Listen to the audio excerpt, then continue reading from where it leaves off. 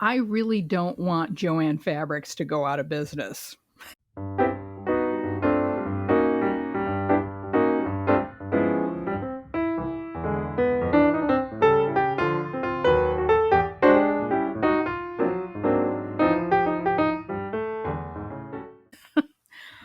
And we're going to talk about that today. Before we do, I will just show you where I am with my second sock, which is I'm past the heel. And this is a sock I have to finish before the end of the month. So by Friday night, this sock will be done. The first sock is finished. And this is knit in Croy, which I got at JoAnn Fabrics. So, uh, you know, RIP maybe? I don't know. We're waiting to see what's going to happen. They've filed Chapter 11 and for the second time in 12 months. And rumors are flying, and there's going to be an auction, and who knows what's going to happen.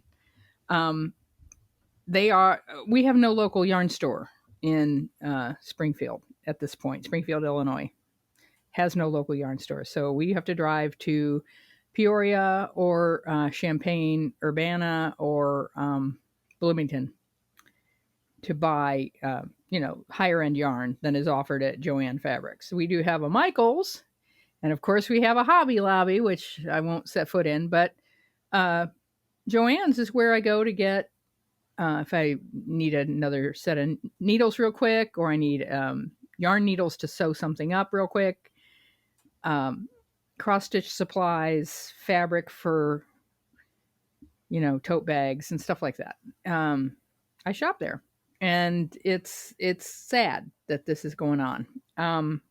So many, I have to tell you, so many people who have made 2025 a year of I'm going to buy nothing have had to flush that since these rumors started flying, and are saying, oh no, I got to go to JoAnn's and buy everything, or make sure that I gather and hoard all of the stuff that I'm not going to be able to buy in 3 months. Panic buying, that's what it is. And I'm seeing it all over social media. I'm seeing it in Reddit and Blue Sky that, here's the take, here's the hoard that I picked up at JoAnn's because they're allegedly going out of business. And so we're going to talk a little bit about that for today. First, I would like to share with you what I would do if I had $500 million to buy JoAnn's Fabrics, the corporation, to save it. And that is, I would embrace the weird.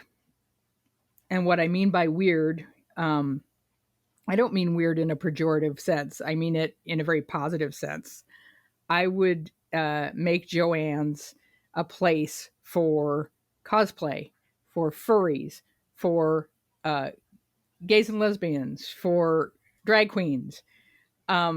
We would have drag queen sewing time, right? Drag queen sewing time at JoAnn's once a month.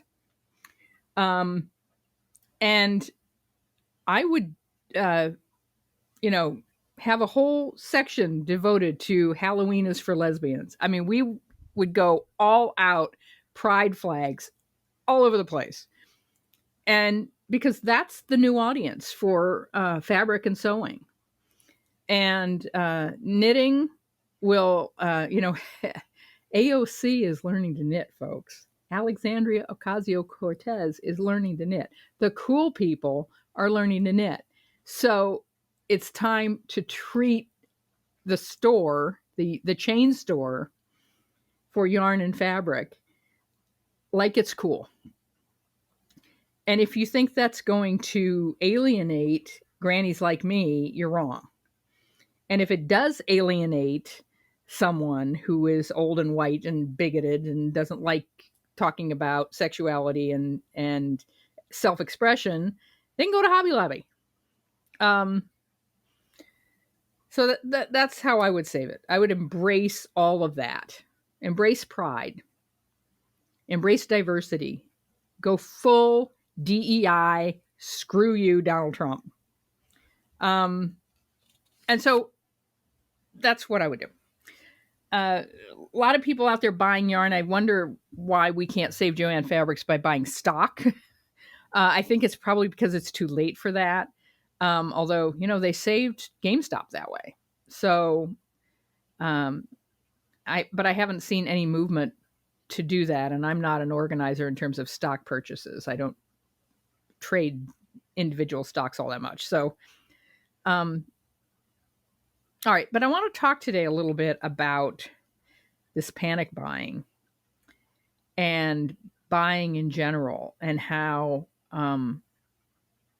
going back to people having buy nothing years. Apparently, in the Wall Street Journal yesterday, there was an article about this being the year of buy nothing, and a lot of people are have the trend that they were reporting on is that people overextended themselves a little bit after COVID and went on expensive vacations and did other things, and now the bills come due and they want to pay off their credit cards, and rather than buy things, they're taking a year off and paying down their debt. And I think going on a yarn diet or a yarn fast is a recipe for failure.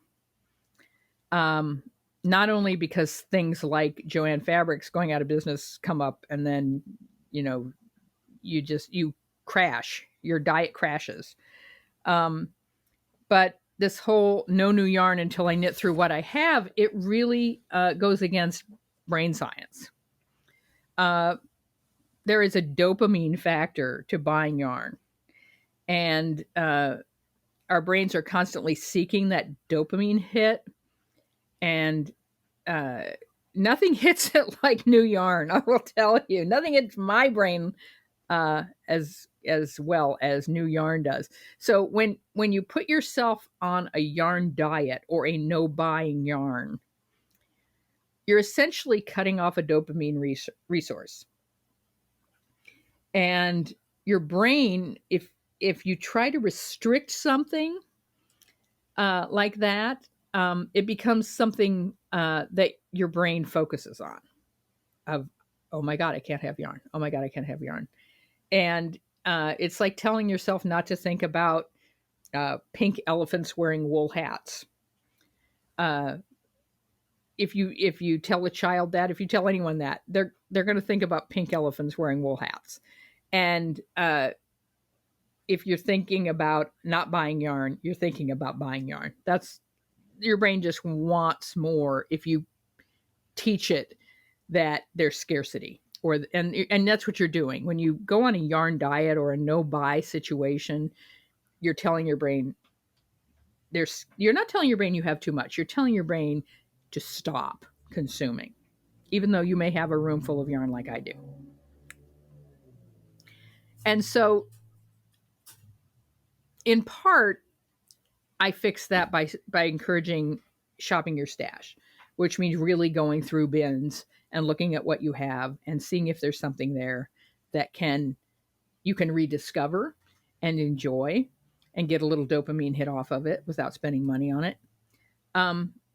But screaming the word scarcity to our brains doesn't work. And it's a survival technique.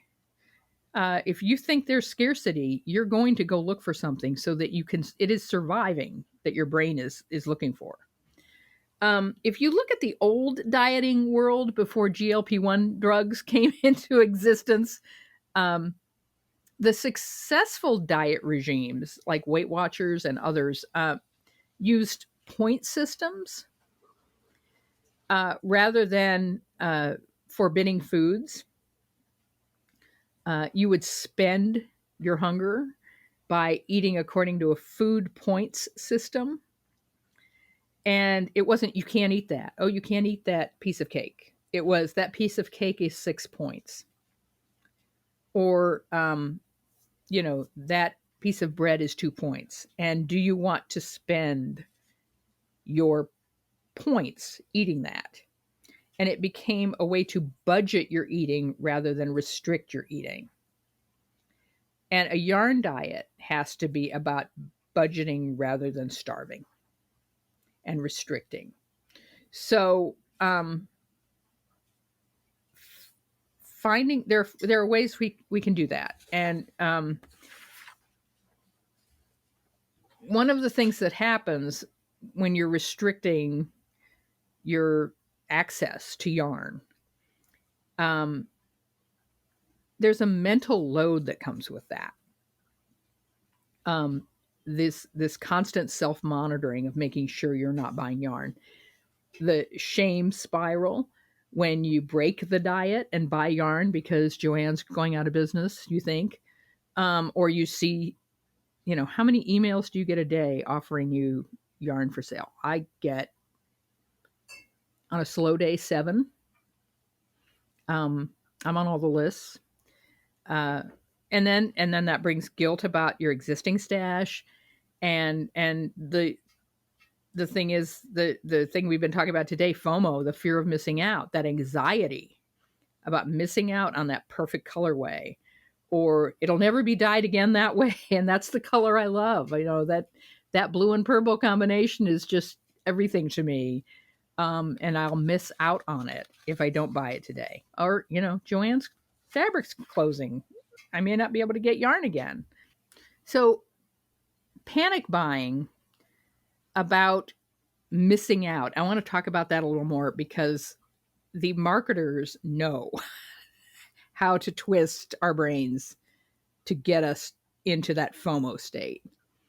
Now, there are dyers who are working out of their kitchens and buying wholesale sock yarn blanks to dye and have a very limited amount of yarn to sell. And so if you like those colorways, if you like that particular dyer, you're going to be wired into the fact that they only make so many. And then there is the trick that some dyers use of making a handful in a colorway and putting it up as a limited edition. And then saying you can, we're sold out, but you can pre-order the next batch. And that's a way of managing and having zero inventory because you've made 6 skeins of this colorway. It sells out, and then everybody else that wants that colorway pays for it in advance. And so you are left with no inventory left because inventory costs money. So if you are that small dyer, I completely understand why you need to do that. On the other hand, this you have to buy it because it's limited edition is a manipulation of marketing. And it goes all the way from, the most exclusive hand-dyed silk stuff, whatever, all the way down to Caron cakes at Michael's. Caron cakes are the devil. I'm just going to tell you. I have done a presentation for my guild about yarn storage and stash management. And looking on the internet at large stashes of yarn that are very well organized. And inevitably, there is shelf after shelf or bin after bin of Caron cakes. And Caron cakes sold at Michael's, very limited edition, quote unquote, colorways that are here and gone. And when they're gone, they're gone. And that gets people into a FOMO spiral of, I have to own every Caron cake that I like and store them because they're collectibles. And it is true, they aren't coming back. Those colorways aren't coming back. But how many can you knit? And it's acrylic yarn. It's not it's not an investment for your retirement. And I've seen people selling Caron cakes on eBay, and they don't move. It's great if you are making a Caron cake blanket and you've run out and you can't get it at Michael's anymore and you find it for $25 on eBay. But the people that are selling that are not moving that many that quickly. And so that is such a manipulation of people who like them. And I bought them, and I buy 2 and make a corner to corner blanket. but I don't buy them until I have a specific baby to make them for. And then I go run out and buy two and, spit out this blanket out on my crochet hook because they're quick and the colors are great, and just find a color and do it. But this collecting, and I made jokes about that. I brought these out because I make jokes about Zauberball crazy and collecting them like they're Fabergé eggs. and I probably have 6 in my stash right now. They make great socks and they make great scarves, and they are beautiful in color, and they're $25 each. The bigger ones are a little more than that. So I have stopped buying them. I just finished, I finished that pair of Shopple.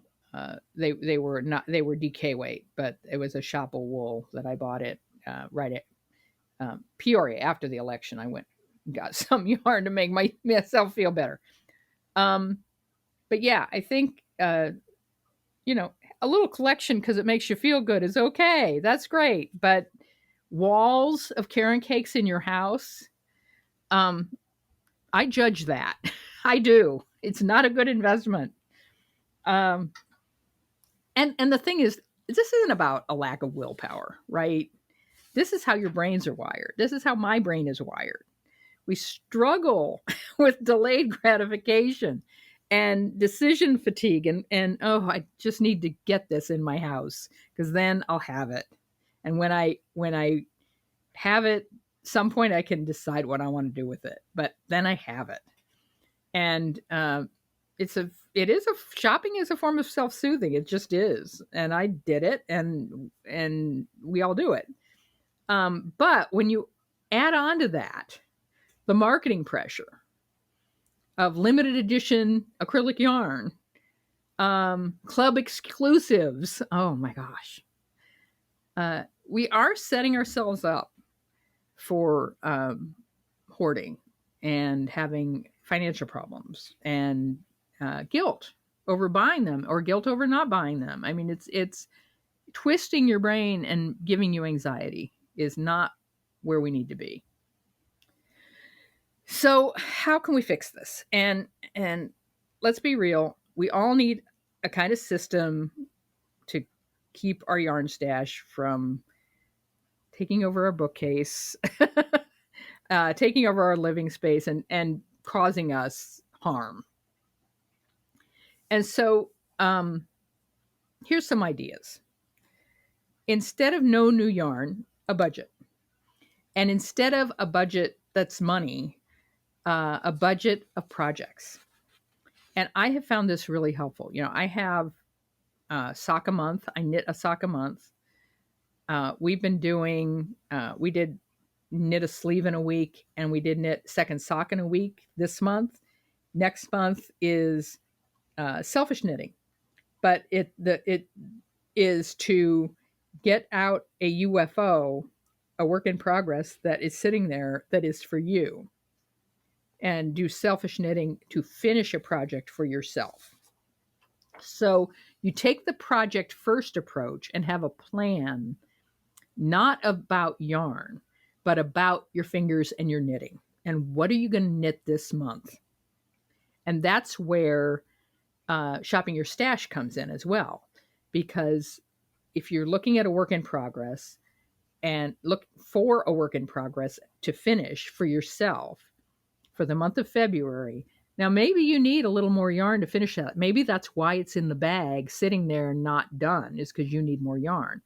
I have a sweater in my closet that I'll wear at some point in the podcast. It is a neck down with a multicolored yoke that's just knit. It's just a variegated yarn. It's not Fair Isle or anything. I just use variegated. It was what was, I can't remember the name of the yarn now, but it was Classic Elite. That's how old it was. It was Classic Elite. And it was a variegated wool, and I used up what I had of this variegated wool in greens and blues, and then I made the rest of the cardigan in navy. And it sat in a bag for a long time because I ran out of navy yarn. And what was I going to do? And I didn't think I could get it again. And I realized I have other navy yarn in my stash. This is for me. This is not going in a museum. And so this sweater has like 4 different shades of navy in the lower half of the sweater. And I wear it and it's warm and it's finished. But I took all this navy out of my stash, DK weight navy out of my stash, and finished the sweater by shopping my stash. And so if you think about it, well, yes, I'll buy yarn if I need to finish a project in the next 3-4 months, or before my birthday, right? I'm going to buy yarn for myself on my birthday. My birthday's in July. Until then, I won't buy yarn unless it's for a UFO that I'm working on, work in progress that I'm trying to finish. And this works because it gives us structure. Gives us structure, but still gives us a dopamine hit from time to time. And that's why creating a yarn budget instead of a yarn diet and spending based on a budget, and not to limit yourself in terms of like, when you need a skein of yarn for a project, you need it, but it's not just about money. It's about space and capacity and brain capacity and what you actually enjoy knitting. And that's why I have focused in our 2025 year of the UFO in how important it is to recognize that frogging is just as important as finishing. That there are some projects that just don't serve you anymore, and it's best to get them out of your closet, unraveled, and repurpose the yarn for something else. That is as much of a victory as finishing. And then, the revolution that comes when you realize you can give away yarn. You can just give it away. You can put it in a bag and give it to the thrift store. You can give it to other knitters. Oh, here he is. We've been waiting for you, Bosco. You're late. Get up in that tower. All right. So your stash should energize you, not drain you, either financially or creatively. But if it's not inspiring you, and that's oftentimes how I go through my stash, hold something up and say, does this inspire me? And if the answer is no, if it's not feeding me as an artist, it's time for it to let it go and find another knitter to use it. So before I move on to reading, we've run a little long today, I want to leave you with this thought. The goal isn't to have the perfect stash.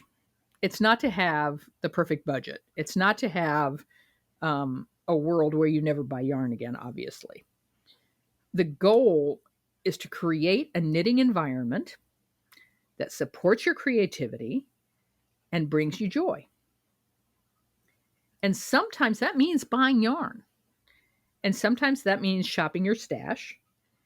But it always means being kind to yourself and feeding your artist. I always like to end these podcasts by reading something. And I know I read from Knitting Without Tears before. I'm going to read today from Elizabeth Zimmerman's Knitting Almanac, another great one. This is copyright. This is a Dover edition, 1974.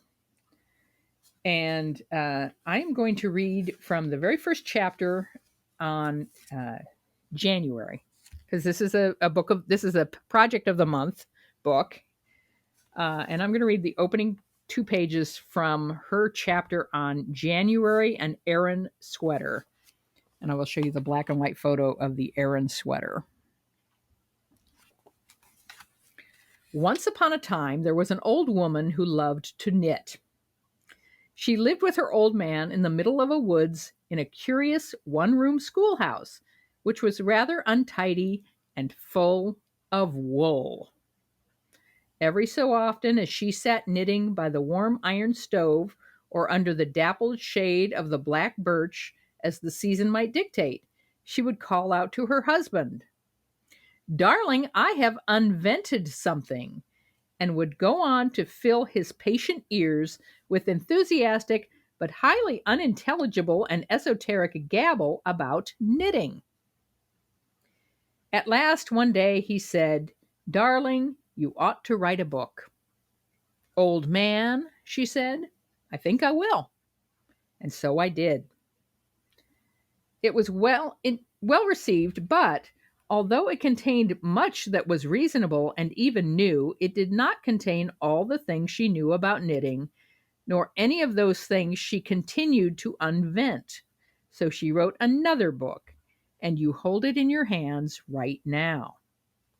It is quite true. We do live in a schoolhouse in the middle of the woods. We have been in the United States since 1937, and we have 3 grown-up, beautiful, and intelligent children. One of them has 2 children. I was born and brought up in England in a middle-class family, and was educated by governesses and in private schools, which means that my head contains some very odd pieces of information. Indeed, and little formal knowledge. My husband was born in Bavaria, in a family of considerable culture, and had a good German education in proper schools and the university. Our backgrounds and nationalities appear to complement each other nicely. We are now retired and enjoying it exceedingly. He can carpenter, plumb, read, paint, write, brew beer, shoot, and fish. I can do none of those things except read and paint. But I can knit. I knit all year, day in, day out. It is my passion, and I rarely knit the same thing twice in the same way. Here then is a Knitter's Almanac, a monthly record of the changing year in the light of my amiable craft. Let us start with a challenge, an Aran sweater.